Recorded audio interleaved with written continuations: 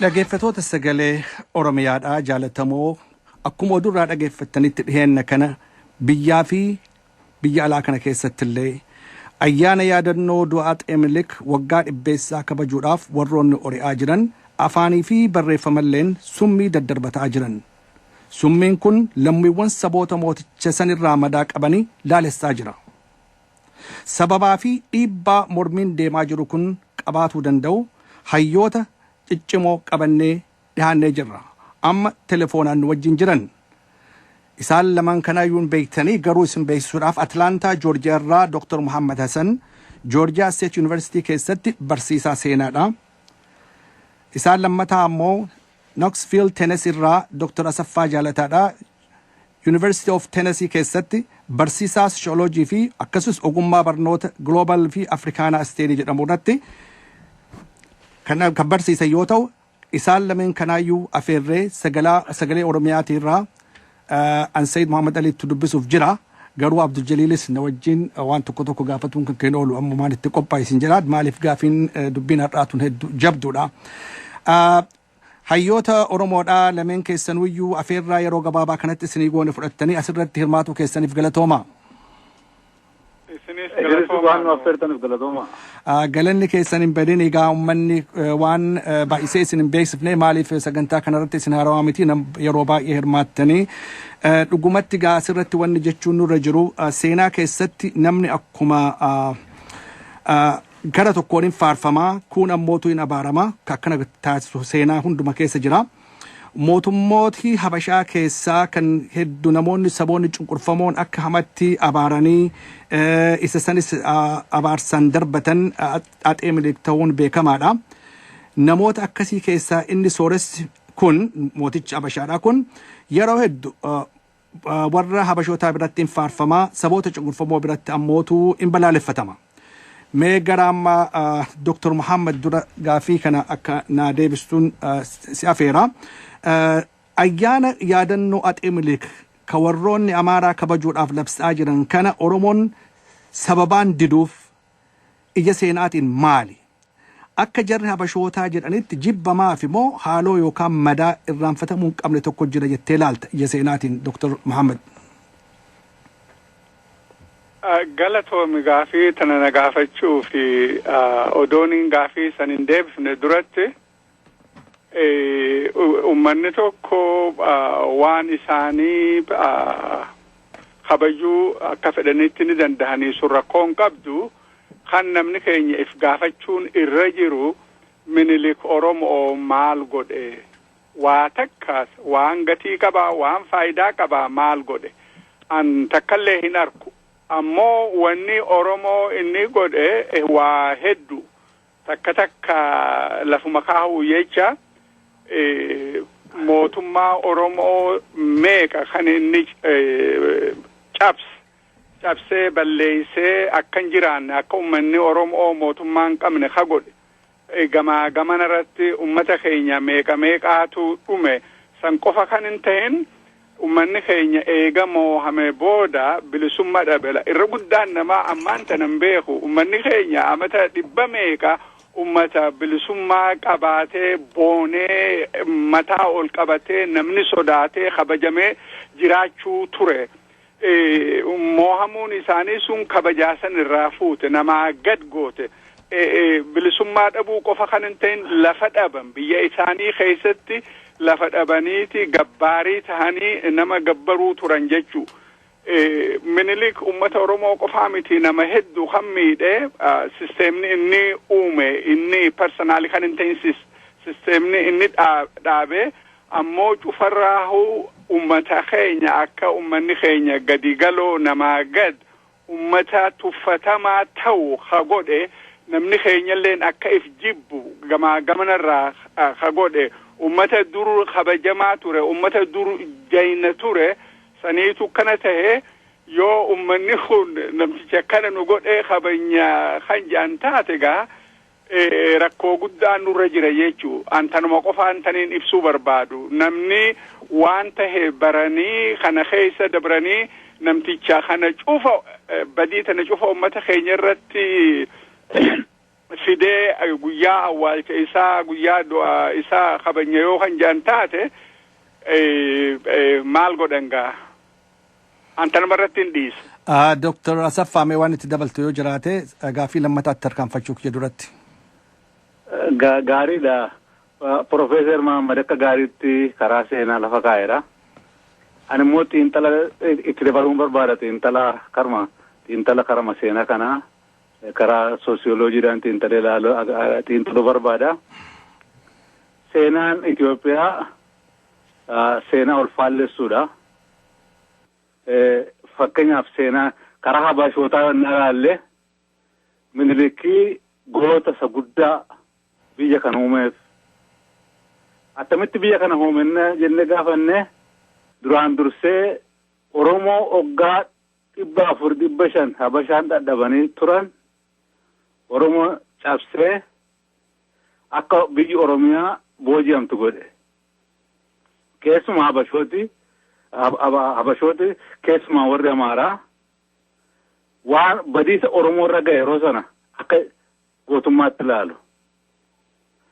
Karaa tokko immoo waan Oromoo irra ga'e fudhachuun barbaadan fakkeenyaaf sanyii duguuggaa shororkeessummaa uummata Oromoo lafarraa fixu waan irratti ga'e kana hin amanan hin fudhatan. Yeroo sanatti Oromoon bara duula Minilik Oromoo irratti bane namoota seenaa beekan baay'een uummata Oromoo miliyoonii 10 irraa akka 5tti gale odeessu. Kun attamitti ta'e naa jettanii duula qaama namarraa muruu, miila muruu, harma muruu, garboomsuu, beela itti bal'isuu, karaa danda'ame dhukkuba adda addaatti fiduudhaan uummata Oromoo fixuudhaan ture. Itti aansee akkuma sila Profeesar Mahammad jedhee karaa dinagdee, karaa hawaasaa, karaa polotikaa badina ammana hin jenne uummata Oromoo irratti hojjete. Isa qofaa hin ta'in mootummaan isa teellaa dhufan illee akkuma isaatti duukaa bu'anii badiisa guddaa uummata Oromoo irratti geessisaa turan. Yeroo geessisan kan immoo hin amanan hin fudhatan. Habashooti hundi isaanii itti dabalee Tigrees itti dabalatee seenaa sobaa uummata Oromoo barsiisu fudhachuun barbaadan wanta Oromoo irratti hojjetan fudhachuun barbaadan wanta Teodiroos hojjete wanta Yohaannis hojjete wanta Minilik hojjete wanta Mallas dhiyoo kanatti hojjete fudhachuun barbaadan hin ganu garuu gaarummaa sabichaa gaarummaa seenaa Itoophiyaa uummata Oromoo barsiisu barbaadu. Karaa Oromoo monna ilaalle Oromoo Minilik mallattoo du'aa, mallattoo nama muruu, mallattoo sanyii duguuguu, mallattoo hattummaa, mallattoo nama saamuu, mallattoo nama garboomsuu, nama dubartoota gudeeduu, mallattoo dhukkubaatti ilaala Oromoon. Biyya Oromootti Minilikii fi kan isa fakkaatan kan isaan fidan hiyyuma, rakkina, gubachuu uummata Oromoo irratti fidan. Uummata Oromoo irratti wallaaluma, dukkana, rakkina mataatti fidan.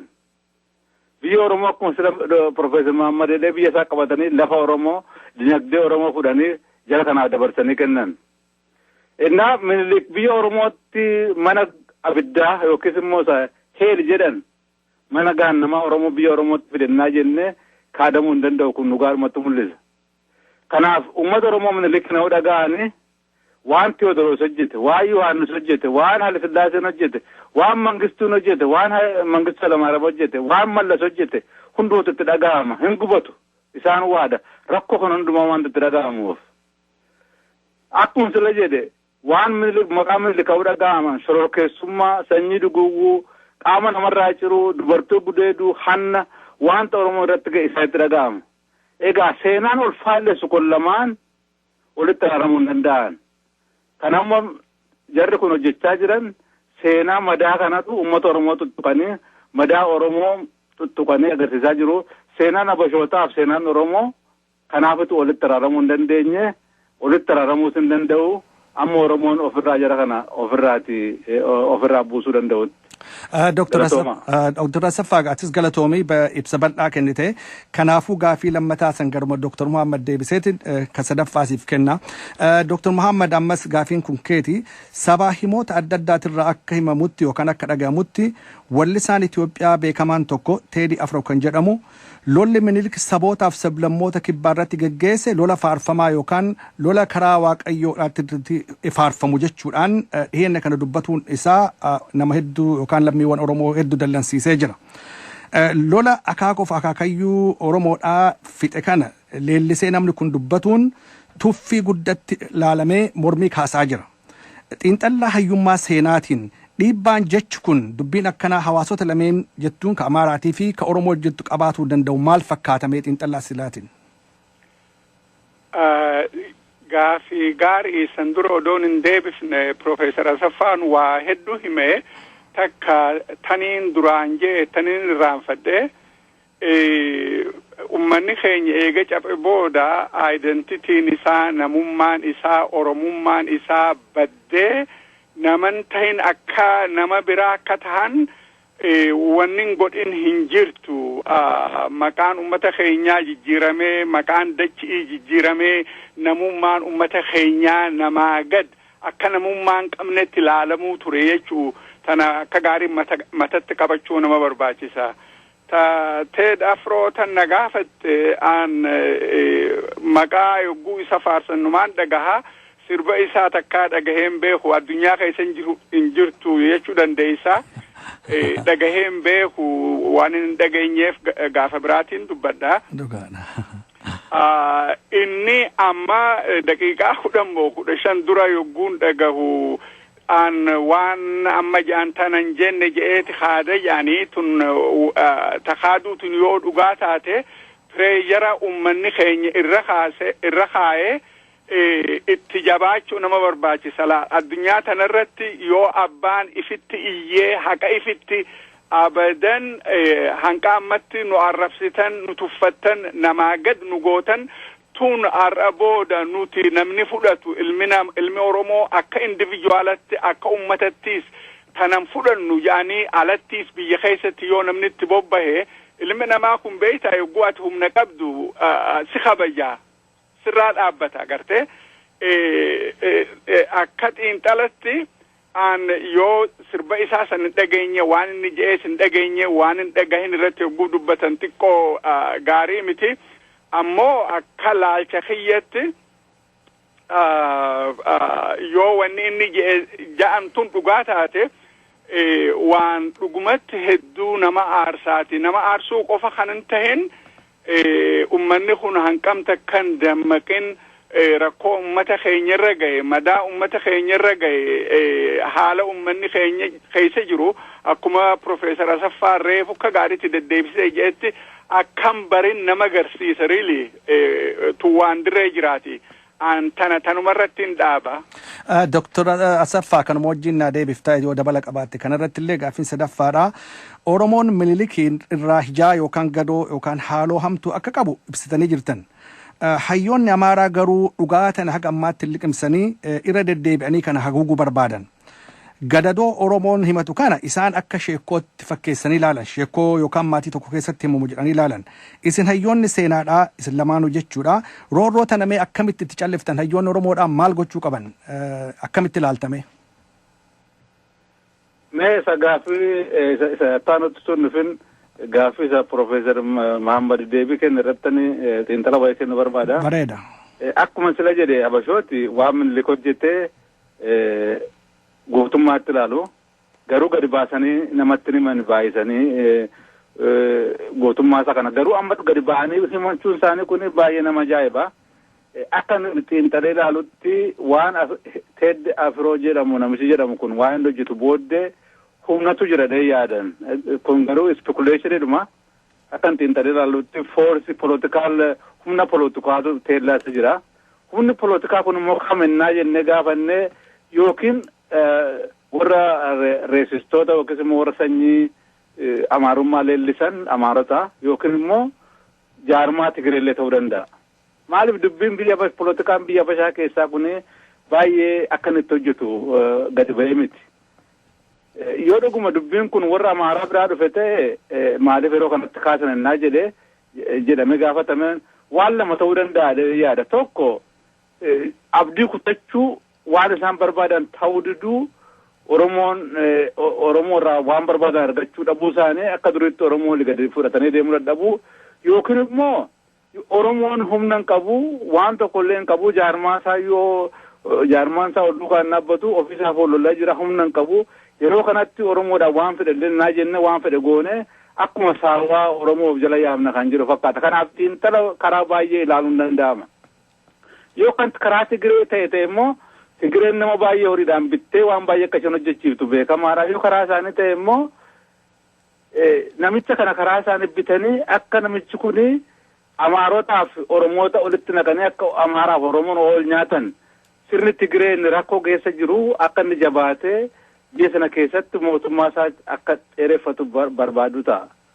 Kanaaf lachuun isaanii taanaan Oromoon gar tokko qofaatti ilaalee Amaara qofaatti ilaaluu hin danda'u. Karaa baay'ee Oromoo irratti jirni haqooti. Karaa baay'ee irratti hojjetanii waan jiranii fi Oromoon baay'ee dammaqee wanta jarrooti kun hojjechaa jiran dammaqee ilaaluudhaan ollaansoo isaa jabeeffatee Minilik akka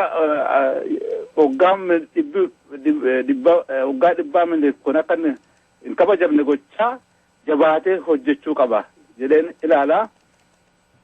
Kanaaf Oromoon rafuun irra hin jiru rakkoo guddaatu irra ga'aa jira. Kana caalaayyuu waan baay'een itti dhufuu danda'a. Kanaaf jabaatee lolachuuf qophaa'uu qaban jedhan. Galatooma Abdul Jaliil waan jettu. Tole gaariidha Dr. Asaffaa bakkuma ammaan tanaatillee irraa haasawaa jirtu kana irrattiin waa argaa jira. Gar tokkoon Teedii Afrootu waan kana lolli Minilik lola qulqulluudha akka Amaarri Quddus jedhuun yookiin immoo Hoolii Woor jedhee dubbate jechuudhaatu odeeffamee ammoo achirratti hin dhaabbanne jaarmayni Samaayyaawii jedhamu kan Itoophiyaadhaan dimookiraasii fida jedhu waa'ee Minilik bara dhibbaa kana kabajnu malee jedhe bakka kabajnu malee jedheeti mootummaa irraa illee hedduu iyyannoo galfatee iyyannoon isaa sanillee nama dura bakka ge'uudhaaf ge'uu dhabasiidhaan beeku kageesse immoo natti hin fakkaatu gara kaaniin ammoo deebisaniiti isaanummaan san gara mataskaanaatti dubbii tana geessanii mataskaanaas harka akka nama warri keenya jedhutti maanootu ibsiisuu barbaadan fakkaatti hin beeku. Gara kaaniin ammoo warri miidiyaan isaanii miidiyaan warra Habashaa hundinuu warra televiziyoonaan biyyatti oduu dabarsu kanallee haa ta'u reediyoonaan biyyatti oduu dabarsu haa ta'u warri sooshaal miidiyaan isaanii hundinuu akka waan afaan tokko ta'anii barri dhibbii Minilik kun guutumatti kabajamuu qaba jedhaniiti laata jarri lamaanuu warri Habashaadhaa Amaaraa fi Tigireelleen bakka tanatti haruma tokko irraa dhufanii laata. Waan hubachuu qabnu Amaarris Tigireenis Minilik biyya kana uumuusaa Oromoo cabsuusaa garaa guutuun fudhatu. Ammallee isuma itti fufaa jiranii har'a mallattoon Minilik mallattoo Tigirummaadhaan nuti iddoo bu'ee jira. Lachuun isaanii biyya kana eeggachuu barbaadu lachuun isaanii Oromoo bituu barbaadu. Kanaaf karaa isaanii danda'ame irri kun lachuu waan irratti olii galan qabu waan isaan irratti olii galanii Oromoon humna ta'ee akka hin baane Oromoon akka abbaa biyyaa hin taane Oromoon haqa isaa akka hin deeffanne karaa lachuuyyuu irratti hojjetu waan isaan taaktikii isaaf tooftaa isaan oofantu tokko malee galiin isaanii tokkuma. Kanaaf karaa lachuu taanaan akka gaariitti xiinxalamee hubatamuu qabaa. Haqa Oromoo dabsuu uummata Oromoo doofummaatti hambisuu uummata Oromoo saamuu uummata Oromoo qullaa gochuu hiyyeessuu lachuun isaanii waan irratti olii galanii fi uummata Oromoo kana dammaqee barachuu qaba. Profeesar Muhammad wanni jettu yoo jiraate kanarratti. Well, Profeesar Asaffaan akka gaariitti lafa kaa'e waallee huyi an akka laalcha kiyyatti lolli qawwee kan Oromoo irratti baname dur eegale hanga ammaatti jira.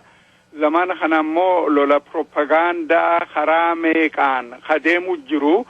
propagandaan kun takka akkuma Profeesar Asaffaan jedhetti ummata keenya confuse godhu afan faajeessuu jechuu kiyyaa akka if wallaalee daranuu abdii muru godhu wanneen isin gootan tun hedduu gaarii propagandumaan ifirraa deebisan ummanni keenya karaa propagandaanis jabaatee propagandaan kun eessarraa ka'aa purpose isii maal godhuu deemanii nama walafaan naquuf ummata keenya confuse godhuuf moo cufarraahuu guddoon takka tan jarri lachuu ummanni habashaa irra wal ta'an yoo Oromoo qabannee lafa isaanii nulleen barbaadanii kan barbaadan lafa Oromiyaa yoo qabanne malee biyya san keessa jiraachuun hin danda'amtu waa takka illee godhuun hin danda'amtu tanaa jecha ummanni keenya haqa fi harkatu ifiin malee namni tokkollee miti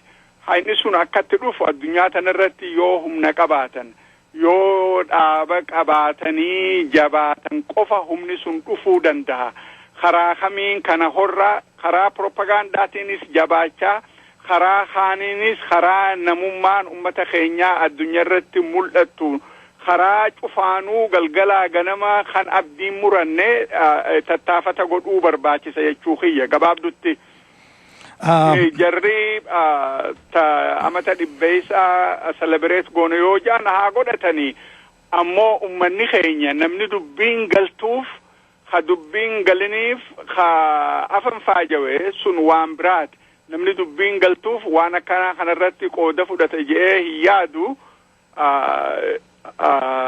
maal gaarabbummaan nu haa barsiisu rakkoo ummata keenyaa ta'arraatis hegereetis propagandaa isaaniitiif meeshaa akkan taane namni eessarraa haati jedhanii baaraguu kan hin ta'in aaruu kan hin ta'in akkuma Asaffaan Profeesar Asaffaa reefu jedhetti wahalleehuu xiinxalanii eenyu ka baase akkuma inni dhugumatti jeebeeta yoo warruma shoovanistiitu yaada kanaan lafaa ka'etaati yoo warramma biyya bulchuu kanuma galgalaa ganama nama walafaan garagalchee wal nyaachisu keessaahu namni Oromootii fi namni Amaaraa walafaan garagalanii yogguu isaa wal nyaatan isaaniif bilisummaa isaaniif biyya qabatanii jabaatanii jiraachuu ta'a tana cufaahu baruma nama barbaachisa jechuu propagandaa isaaniitiif meeshaa tahuu nama barbaachisu xiinxalanii baranii qabsoo propagandaa taatus tabiraatis karaa danda'an cufaan qabsoo dhaaba jaaratanii dhaabaan if jabeessanii ummata fi jabeessan cufarrattuu bobbahuu barbaachisaa kanarratti nu dubbachiisuu keessaniif hedduu galatoomaan ja'a. Galatni keessanii badiri asirratti ammaan tana Abdul Jaliil tuqee jira. Sabaa himoonni Amaaraa keessattuu amma dhiheenya kana sagaleen raadiyoo Jarman meekaan teediin afroon akka nama tokkootti haalaallu wallisaa waan hubatin jennee yoo laalle hayyoonni Amaaraa kan jedhaman namoonni piroofeesaroonni akkuma keessanitti yuunivarsiitii adda addaa keessa barsiisan haasawaa tokko dhaga'uu keessanillee dhageettan jetteen abdadhaa hin beeku. Obbo Bulchaa Dammaqsaatii fi piroofeesaroonni sun reediyoo Jarman irratti dhihaatanii gaazexeessaan ammoo Voice of German akka nama afuraffaatti dhimma mormii san keessa seenuudhaan Oromoon himannaan Minilik irraa qabdu akka sheekootti akka tapha tokko gartee waan mirkanaa'in oduu mirkanaa'in takkatti namoonni sun dubbatanii jiran ka amma teedii afroo mee nama dambiqii hin qabne jennee laalla jechuudha akkasumatti halaalamu garuu hayyoonni akkasii sunuu yeroo akkanatti dubbatan waggaa 100 Minilik du'ee waggaa 100 booda kana dubbachuun hayyoota kanaa ifa galaadha. Kana mee isin akkamitti ilaaltan warri kun gartee nama waan tokko lama jedhu miti namni waan baratin ka jechaa jiru miti qonnaan bulaa miti ka jechaa jiru hayyoota isaaniitu kana dubbataa jira. Kun akkamitti biyya san keessatti akkamitti ilaalama karaa ummatoota jidduutti jiraachuudhaa fi karaa haaloo irraanfatuudhaan yookaan ammoo mootummaa aangoorra jiru kanarratti akeekkachuurraa gara ammoo gara biraatti nama geessutu deemaa jira. Kana hunda mee akkamitti walitti qabdanii ilaaltan Piroofeesar Asaffaa mee ati fudhadhu achirraa Piroofeesar Muhammad itti aani. Akkuma saneelee seenaa akkatti warri habashootaa ilaalanii fi akka nuyi ilaallu adda habashootaa fi warri biyya bitan hundi isaanii amma namicha sadii kana du'eetti biyya toshanii biyya ijaaranii gootota Oromoon gaaffii akkasii yoo kaasu tokkummaa warra jibbuu, warra gosattamanuu, warra seenaan beenne, warra wallaalaa, warra seenaa biyya lafaan beenne jedhanii odeessu Habashooti. Habashooti kan isaan godhanii fi biyya isaan dhiiga Oromoo badiisa Oromoo irratti ijaarame kana itti darbanii akka Oromoo balleessaa bitaa ergachaa lafa Oromoo waan Oromoon qabu albuudaa Oromoo waan Oromoon qabu saamanii itti jiraachuu barbaadu. Kuni warra Amaaraa qofaatu hin ta'in an warra Tigreeyotaa wajjinis baay'ee haasa'ee ilaaleera. Seenaa akka isaan itti ilaalan seenaa scientific investigation yookiin immoo xiinxala saayinsiidhaatu hin ta'in seenaa hawwa mataa isaanii ittiin tarkaanfachiisan, seenaa mootummaa isaanii ittiin jiraachisan, seenaa ittiin uummata Oromoo bitan, seenaa sobaa ofii isaaniifis fudhatanii uummata Oromoo illee fudhachiisuu barbaadu. Kanaaf jarri kun yoomuu taanaan uummata Oromoodhaaf gara laafinas hin qabanii, uummata Oromoodhaaf waan gaarii waan hawwanis hin qabanii, amma isaanii danda'ametti uummata Oromoo balleessuu, lafarraa duguuguu, waan inni qaburraa fudhachuu, sobuu, biyya lafaatti sobuu, Oromootti sobuu, kan mootummaa adeemsisu, kan seenaa barreessu, kan seenaa dhugaa himu, Habashota keessatti amma irratti baay'ee yartuudha. Hin jiran jechuu danda'ama. Kanaaf wanta nama ajaa'ibu miti. Dhuguma waan reediyoon Jarmanii afaan Amaaraadhaan dubbatu sun dhaggeeffadhee baay'ee nama iyyuu ajaa'ibu. Kana caalaa dhaga'aa turre yeroo mana barumsaatti nu barsiisaa turanis kitaaba isaanii yoo dubbifnus Habashoota hundumti isaanii iddooma tokkotti baratanii yaaduma tokkoon ol duukaa deemu kan jedhu sitti fida. Kanaaf warri cunqurfaman keessaa bitanis fakkeenyaaf namichi tokko karaa Atlaantaa dubbatu kun uummata cunqurfamaa keessaa bahee inni illee jibbanni Oromoodhaaf agarsiisa. Interviewin sun kan inni agarsiisu kana. Kanaaf Habashootarraati dhuguma dhugaan eeggadha dhugaan barra kan jedhu baay'ee nama rakkisa arguun hin danda'amu. Nama baay'ee wajjin haasa'ee tokko lamallee argamaa kan jedhu anam ammaatti arguu hin dandeenye. Kanaafitu yeroo baay'ee yeroo Oromoon jara kana wajjin firoomnee demokraasii gochisiisnaa jara kana wajjin waa hojjennaa jedhanii anaaf kan inni naan liqinfamnee fi jarri kun eenyu tokko Oromoo mataa qabu tokko Oromoo beeku tokko arginaan ajjeesuurraan deebi'anii Oromoo balleessuu barbaadu. Kanaaf uummata Oromoo kana barate utuu of hin gowwoomsin hojii kanarratti bobba'uu qabu. Sila waa gaaffii silaa keessaa tokko kan kaaftanii waa'ee waan ammatti jiramu kun maaliif akka ta'u tokko kaaftanii turtanii Oromoon maal gochuu qaba kan jedhu. Dhugaatti Oromoon yeroo baay'ee kan irratti balleessinu symptoms irratti balleessina. Symptoms jechuun wanta hundeen isaan beekaman jechuudha. Fakkeenyaaf amma waa'een Ted Afroo kun Minilikiin celebrate goona yookiis immoo ayyaanessina jedhanii baay'ee symptomsiidha kun. Har'a waan Minilik waggaa 100 dura hojjetetu uummata Oromoo irratti deemaa jira. Kana gargar baafnee ilaaluu hin dandeenyu. Har'a uummata Oromoo sanyiinsaa lafarraa duguugamaa, lafisaa irraa fudhatamaa, lafarraa quncaafamaa, biyyaa ari'amaa, ijoolleensaa ajjeefamaa, saamamaa, mana barumsaa dhowwatamaa, biyya Oromiyaa jedhamu maqaa qofaadhaan jiraattee keessi isaa xuuxamee badaa jira. Waan Minilik kaleessa hojjechaa ture har'a Mallasii fi warri isa jala deeman hojjechaa jiru. Kanaaf uummata Oromoo isa kaleessaa qofaa ilaaluutu hin ta'in seenaa qofaatu hin ta'in har'a maaltu adeemaa jira. Innarraa kun isa kaleessaarraa attamitti adda ta'a.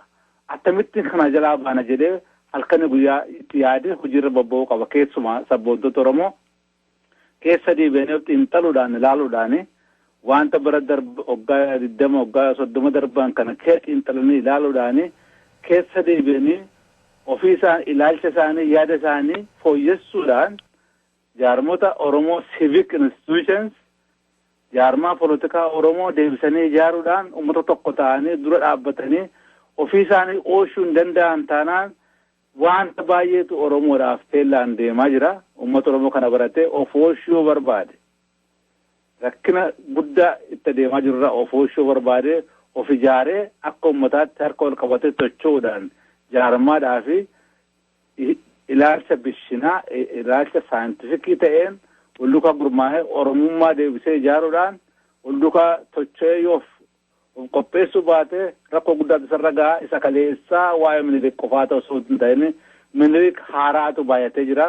Minilik haaraa ammatti dhufaa jiran irraati of eeggachuudhaaf jabinaan hojjechuu qaba jedheen yaada koo kenna. Dr. Professor Muhammad. Akka gaariitti lafa kaahame taniin itti da'uu barbaadu interview sanilleen dhageenye nama dubbate immoo dhagahe akkuma Professor Asaffaan jedhetti nama jibbansa Oromoo qabu laal namni habashaa hawaa bare khabiraatis hawaa bare cuftinuuhu haqa namaa beeka jechuu miti. Ilmaahu rakkoo guddaa hafidu hawaa bare beeyta tanaafi isaan nama Oromoo hawaa bare akka diinatti wanni laalaniif ummata dammaysan jedhaniiti. Namni isaanii hawaa bare karaa kamiin propagandaan ummata keenya addaan facaasuun if jibbisiisanii wanta godhani. Tanaa jecha namni isaanii hawaa bare propagandaa yoo nurratti kan oofan taate propagandumaan deebi'aa guddaan ammoo karaa scientific taate. Waan minilik ummata keenya irratti godhe waan wasana hin qabne tanuma kattaabiin minilik katabee lafa kaa'e namni faranjii yeroo san katabee lafa kaa'e haalan maanta biyya keenya keessa deemaa jira nama 100 meeqa kan dachirraa kaasan har'aan tana akkuma zamana minilik san dachi namarraa fuudhan malee nama dachirraa hin kaafne.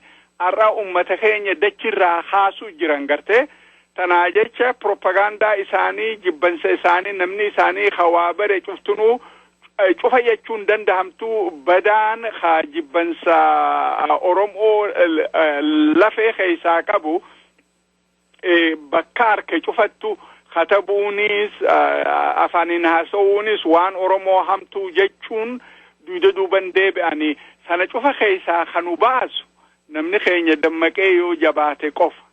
Namni keenya yoo dammaqee akkuma reefu jeetti namni uummanni tokko yoo dammaqee if gummeessee kanamatti yaaduu eegale akka individuaalittis if kabajanii mataa ol qabatanii yoo deemuu eegalan namni si kabaja abbaatu if kabaja uummanni keenya if kabachiisuu akka namni nama kabaju godhuu danda'u nu barbaachisa gama keenyaan. Nu arrabsan jennee arraba isaaniitiin baaraguu kan hin tahin namummaa keenya nam tokko gad akkan jirre haruma tokkottu mata'aniis karaa beekumaanis haruma tokkollee uummanni keenya uummata tokkollee gad akkan jirre garsiisuu nama barbaachisa jechuu jabaachuu nama barbaachisa. Afaan tokkoon hanqa dandahanitti isinis jabaadhaan isiniin jaa tanumarratti hin dhaaba. Hayyee amma gara xumuruu irratti jirra sa'aatiin keenyas deemaa jira asirratti isin lameenuu Profeesoroonni kiyya galatoomaati mee wanni dabaltan kanarratti maali gara tokkummaatiin Oromoon cimee propagaandaa isaa yookaan ammoo ololaa isaan oofan kanaaf jilbiinfachuu dhabee ka'uun namarra jira keessattuu amma ilaalcha guddaan amma mootummaa yaala amma deemaa jiru ka baqattoonni biyya adda addaatti rakkataa jiran ka Oromoon lafarraa buqqa'insaa ka ammoo saboonni ollaa jiranii fi saboonni Oromoo sabni biraa walirratti ka'eeti walirratti duuluu lafarraa wal buqqisuu kunis haala hamaadha. Kanaafuu akka Oromoon diina guddaa san hin irraanfanne yaada ammaa kanaan olola deemu kanaan akka hin irraanfanne gorsa kennita yoo jiraate hiree isinii kenna Dr. Professor Asaffaa ati dura aanii achi booda immoo Professor Muhammad wal duraa duubaan akkanaa deebiftan kanatti gorsuma jechuudha kun. Gorsa ni kennu uummata Oromoo keessumaati sabboontoti warri dammaqan aktivistooti dirqama guddaatu irra jira. Dirqama kun dhugaa baruu. Dhugaa baruun kun yaada beekumsa saayinsiidha. Saayinsii dhugaa irratti hundaa'een aadaa Oromoo hubachuu, seenaa Oromoo hubachuu, eenyummaa Oromoo hubachuu, Oromummaa ijaaruu. Oromummaa ijaaruu, tokkummaa Oromoo ijaaruu. Oromoo keessatti civic institution jaarmota uummataa jabeessuu, warra uummata Oromoo talbaajessanii karaarraa jallisan hundumaa saaxila baasanii uummata Oromoo keessaa baasuu karaa fedhan haa dhufanii Amaara fakkaatanii haa dhufanii Oromoo fakkaatanii haa dhufanii Tigree fakkaatanii haa dhufanii Oromoo Doofaa fakkaatanii haa dhufanii warra akkasii kana xiinxalanii baruudhaan Oromoo kan dur humna godhe tokkummaa isaati.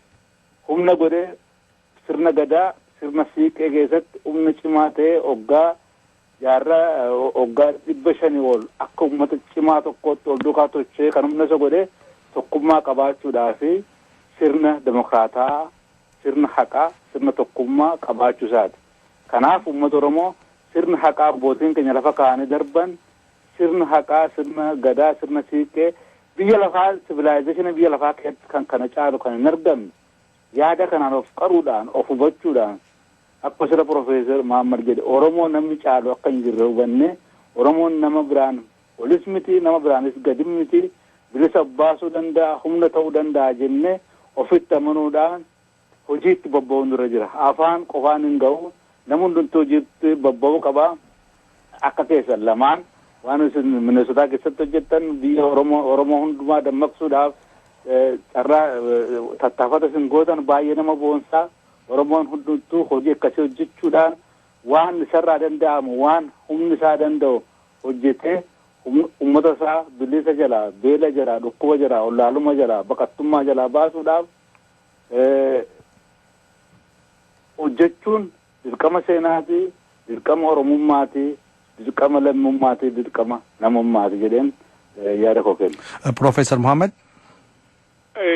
Hedduutu jedhame angabaabdutti wanni niin jiru namni keenya yoo raadiyoon irratti ka'anii nama arrabsan yoo waa katabanii nama arrabsan yoo wahuma ja'an dura madditiisii sun maali wanni tun ammaan tana kaateef attention nama daayiverti godhuuf nama wal nyaachisuuf namni keenya if dagatee karaa biraa akka deemu tana yoggayyuu baruu nama barbaachisaa namni aareetuma dutee waan harkaa qabu cufa gadhiisee tabirarratti kan deemne namni tokko yoo nama arrabse namtichi kun maali ni bitame maali eessarraa kaate jibbinsi kun kana baruu nama barbaachisa jechuu guddoon takka ummata keenya amata 100 ol arrabsanii jiran ammallee arraba san ittuma jiran karaa dandahaniin gidee takka dhoysatti kataballee numa godhanii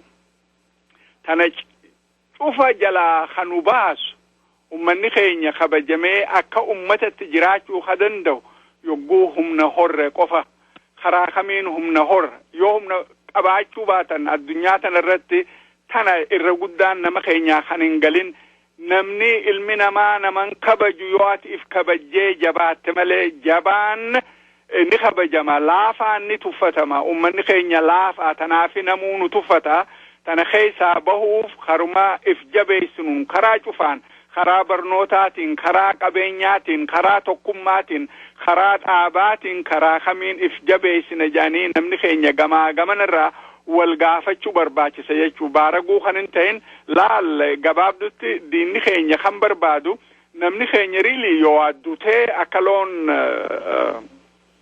gammoojjitti dutee akka fiigu yoo abdii muratee akka harka kennee gabrummatti akka bitamu wanni akkasii sun hin jirtu abadan ummanni keenya abadanuma abdii murachuun qabu odoo wanni feete taatellee hanqa xiqqaan tokko namni hanqi xiqqaan tokko hamataa ol qabatee oromummaan boonu jiraatutti haayoon ummata keenyaa duuba deebi'uu hin dandeessu tursiisuu ni dandahan malee duuba deebi'uu hin dandeessu sanii jecha karaa dandahaniin akkami jabaannarratti bobba'uu nama barbaachisa jechuu galatoomaa tanumarratti hin dhaabaa. Isin lameenuu galatoomaa dhugumatti Profeesar Oromoo lameenuu booleeyyii hayyoota dhugumatti yeroo nama barbaada yeroo akkanaa kana ammoo jabaadha isinis uummatas jabeessaa galatoomaa sagantaa kanarratti hirmaachuu keessaniif yeroo biraa ammoo sagantaa biraatiin walitti deebinaa ulfaadhaa nagaatti gama kiyyaa fi gama Abduu Jaliilillee.